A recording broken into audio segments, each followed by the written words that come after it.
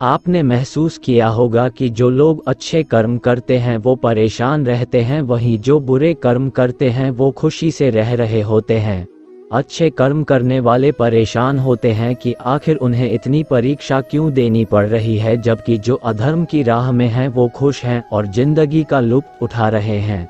अगर आपके मन में भी ये सवाल आया है तो आज हम आपको इसका जवाब देंगे। ये जवाब वो है जो भगवत गीता में लिखा है और श्री कृष्ण ने अर्जुन को दिया था। भगवत गीता में वर्णित कथा के अनुसार जब भी अर्जुन के मन में कोई दुविधा होती थी तो वो श्री कृष्ण के पास पहुंच जाते थे। एक बार की बात है, अर्जुन भगवान श्री कृष्ण के समीप आकर कहा कि वो दुविधा में है और इसका जवाब वो श्री कृष्ण से चाहते हैं। श्री कृष्ण ने पूछा कि क्या सवाल है। अर्जुन ने कहा, मुझे ये जानना है कि अच्छे लोगों के साथ हमेशा बुरा ही क्यों होता है, वहीं बुरे लोग खुशहाल दिखते हैं।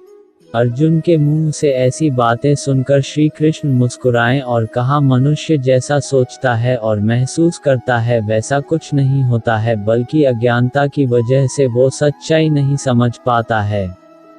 अर्जुन उनकी ये बात समझ नहीं पाए। इसके बाद श्री कृष्ण ने क्या कहा वो जानते हैं। श्री कृष्ण ने अर्जुन से कहा, पार्थ मैं तुम्हें एक कथा सुनाता हूँ, उसे सुनकर तुम समझ जाओगे कि हर प्राणी को उसके कर्म के हिसाब से ही फल मिलता है। प्रकृति हर किसी को अपनी राह चुनने का मौका देती है। अब वो मनुष्य की इच्छा पर निर्भर करता है कि उसे धर्म की राह चुननी है या अधर्म की। कथा शुरू करते हुए श्री कृष्ण ने कहा, एक नगर में दो पुरुष रहा करते थे। एक पुरुष व्यापारी था जिसके जीवन में धर्म की बहुत महत्ता थी।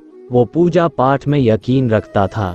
वो हर रोज मंदिर जाता था और दान धर्म भी करता था और हर रोज भगवान की पूजा करता था। वहीं दूसरा पुरुष बिल्कुल विपरीत था। वो हर रोज मंदिर तो जाता था लेकिन पूजा करने नहीं, बल्कि मंदिर के बाहर से जूते चप्पल चुराने। उसे दान और धर्म से कोई लेना देना नहीं था। समय बीतता गया और एक दिन बहुत जोर की बारिश हो रही थी। इस वजह से मंदिर में पुजारी के अलावा कोई नहीं था। ये बात जब दूसरे पुरुष को पता चली तो उसने कहा कि ये सही मौका है मंदिर का धन चुराने का। पंडित से नजर बचाकर उसने मंदिर का सारा धन चुरा लिया। उसी समय धर्म कर्म में विश्वास रखने वाला व्यक्ति भी मंदिर पहुंचा। दुर्भाग्य से मंदिर के पुजारी ने उसे ही चोर समझ लिया और चिल्लाने लगा। वहां लोग एकत्र हो गए और उसे बहुत मारा। किसी तरह वो बचते बचाते वहां से निकला तो दुर्भाग्य ने उसका साथ वहां भी नहीं छोड़ा। मंदिर के बाहर वो एक गाड़ी से टकरा गया और घायल हो गया।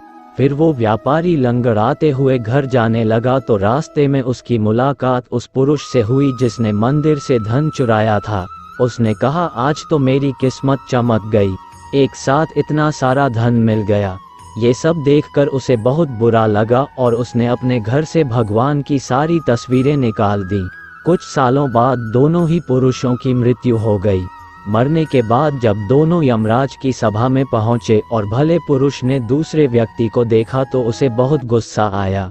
उसने क्रोधित होकर यमराज से पूछ ही लिया, मैं तो हमेशा अच्छे कर्म करता था, दान में विश्वास रखता था, उसके बदले जीवन भर मुझे अपमान और दर्द ही मिला और इस व्यक्ति को नोटों से भरी पोटली, आखिर ऐसा भेदभाव क्यों? इस पर यमराज ने कहा, पुत्र तुम गलत समझ रहे हो। जिस दिन तुम्हारी गाड़ी से टक्कर हुई थी वो दिन तुम्हारे जीवन का आखिरी दिन था, परंतु तुम्हारे अच्छे कर्मों की वजह से तुम्हारी मौत सिर्फ एक छोटी सी चोट में बदल गई। तुम इस दुष्ट व्यक्ति के बारे में जानना चाहते हो। दरअसल इसके भाग्य में राजयोग था, मगर इसके कुकर्मों और अधर्म की वजह से वो सिर्फ एक छोटी सी धन की पोटली में बदल गया। कथा सुनाने के बाद श्री कृष्ण अर्जुन से कहते हैं, पार्थ क्या अब तुम्हें तुम्हारे सवाल का जवाब मिल गया? ऐसा सोचना कि भगवान तुम्हारे कर्मों को नजरअंदाज कर रहे हैं, ये बिल्कुल भी सत्य नहीं है। भगवान हमें कब क्या किस रूप में दे रहा है मनुष्य को समझ में नहीं आता है, मगर आप अच्छे कर्म करते रहें तो भगवान की कृपा हमेशा बनी रहती है। इसलिए अपने अच्छे कर्मों को बदलना नहीं चाहिए, क्योंकि उसका फल हमें इसी जीवन में मिलता है। इसलिए मनुष्य का फर्ज है कि वो हमेशा अच्छे कर्म करते रहें, क्योंकि श्री कृष्ण ने गीता में भी बताया है कि किसी के द्वारा किया गया कर्म बेकार नहीं जाता है। चाहे वो अच्छा हो या बुरा। तो अब कमेंट में जय श्री कृष्णा जरूर लिख देना।